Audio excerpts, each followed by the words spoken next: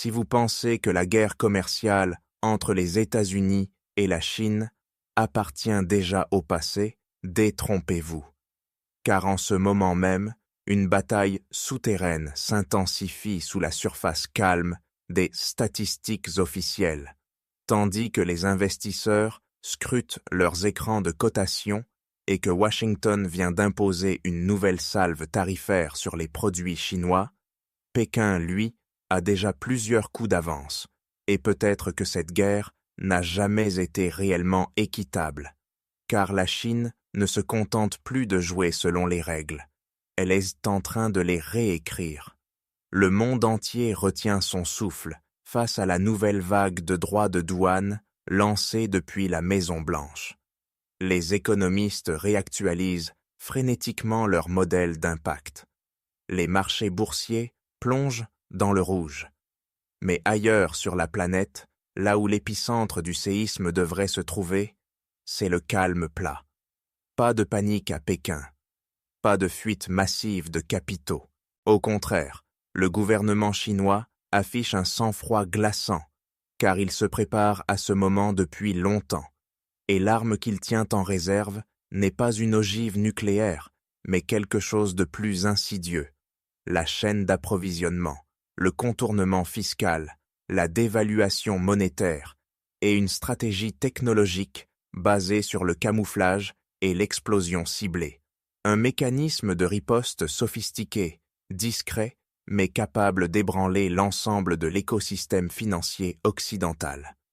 Tout commence par une manœuvre en apparence anodine. Éliminer les intermédiaires. Pendant des décennies, la Chine a été l'usine du monde. Des baskets Nike au sac Louis Vuitton. Cette époque est révolue.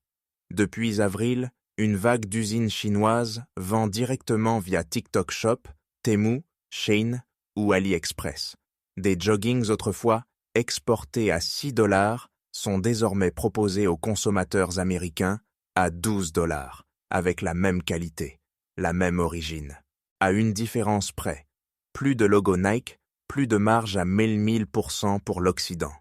Une usine du Guangdong a révélé produire des vêtements pour Lululemon à $8 la pièce, tandis que la marque les revend à plus de $100.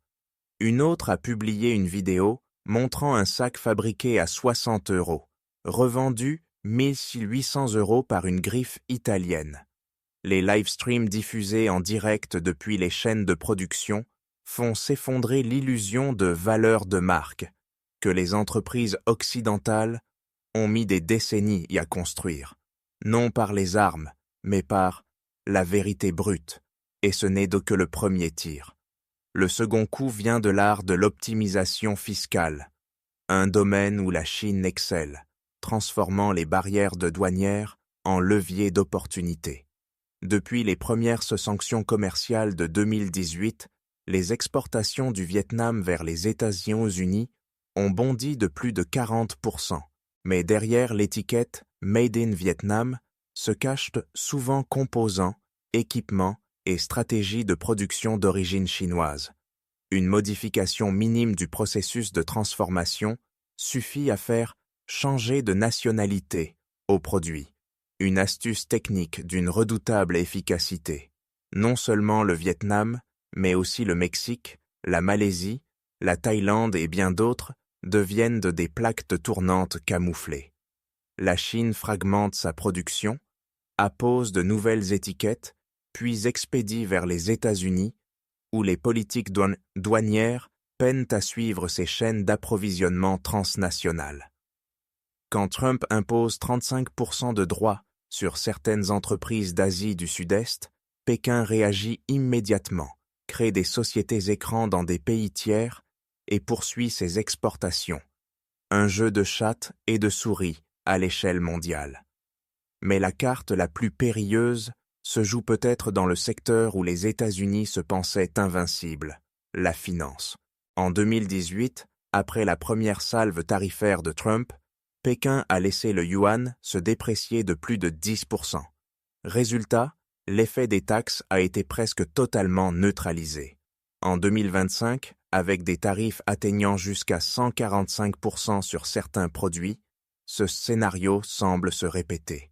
Si le yuan baisse de 15%, tous les calculs de Washington pourraient s'évaporer en une nuit. Et l'horloge a déjà commencé son compte à rebours. Cependant, la force monétaire de la Chine ne réside pas uniquement dans le taux de change. Pékin détient encore plus de 760 milliards de dollars en bons du Trésor américain.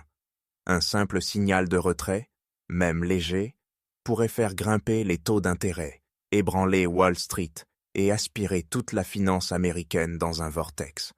Jusqu'ici, la Chine n'a pas activé cette bombe. Mais ne l'oublions pas, elle l'a dans sa poche et sait l'utiliser comme un scalpel, avec précision, au bon moment, sans alerte préalable. Parallèlement, l'État chinois injecte des liquidités massives pour soutenir ses entreprises locales. Allègements fiscaux, subventions à l'export, taux d'intérêt préférentiels. Chaque mesure est une balle qui traverse les barrières tarifaires américaines. Les fabricants sont désormais subventionnés pour continuer à vendre à des prix dérisoires. Une tactique qui laisse les concurrents occidentaux impuissants face à l'afflux de produits chinois. Et c'est là que le jeu dépasse les frontières de la concurrence loyale. La Chine brandit l'arme suprême du commerce, le dumping. Vendre à perte, non pas pour faire du profit, mais pour écraser la concurrence. En Asie du Sud-Est, la Chine inonde les marchés de panneaux solaires, de voitures électriques, de textiles, à des prix inférieurs de 30% à ceux des produits locaux. Les industries sous-nationales n'ont plus aucune marge de survie. L'effondrement est silencieux, mais contagieux. Et Pékin y gagne quelque chose de plus précieux que l'argent.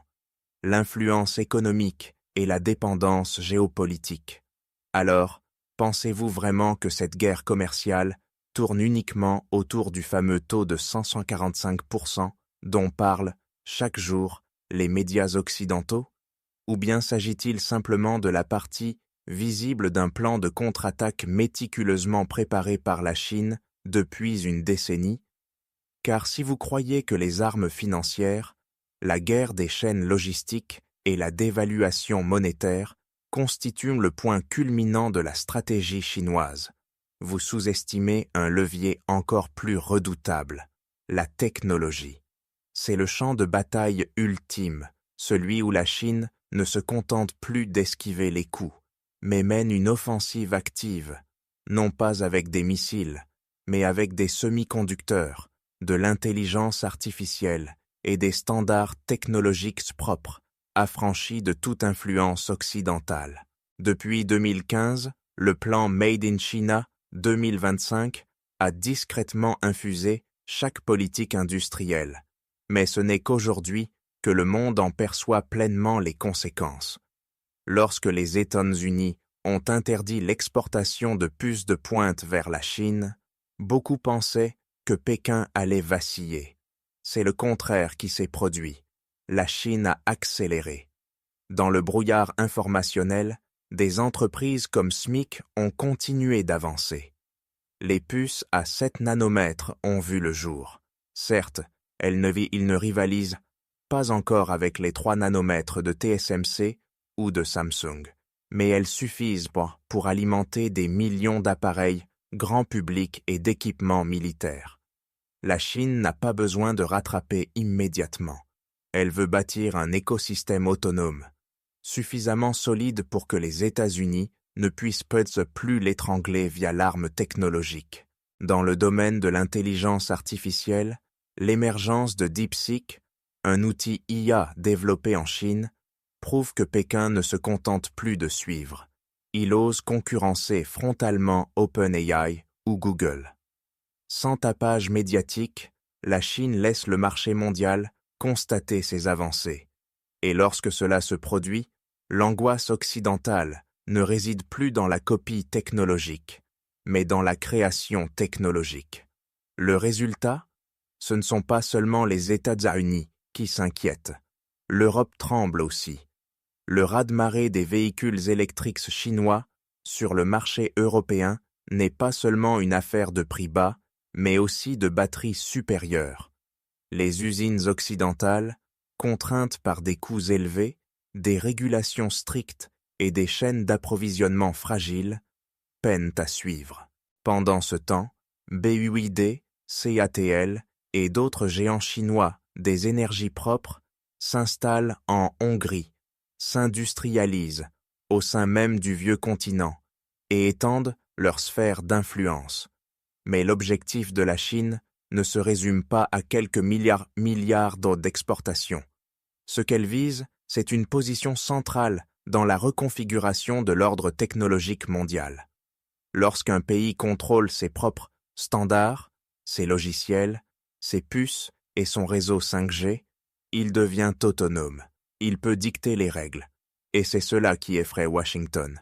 La réalité glaçante, c'est que chaque coup porté par les États-Unis, qu'il s'agisse de droits de douane, de sanctions technologiques ou de blocage d'applications, pousse la Chine à évoluer plus vite. Et Pékin ne recule pas. Elle transforme la contrainte en moteur. Chaque mesure de restriction devient un prétexte pour injecter des milliards dans la tech locale, fonder des universités spécialisées, recruter les meilleurs talents mondiaux avec des salaires défiant toute concurrence. C'est pourquoi, même si la guerre commerciale n'est pas officiellement terminée, l'équilibre stratégique commence déjà à basculer. La Chine devient exportatrice de technologie, et non plus simple suiveuse, et cette mutation pourrait bouleverser l'ordre géoéconomique établi. Nous nous dirigeons vers un monde où il n'existe plus un marché global unifié, mais des blocs technologiques distincts, concurrentiels et peu coopératifs. D'un côté, les États-Unis et leurs alliés, de l'autre, la Chine et sa ceinture, Asie-Afrique.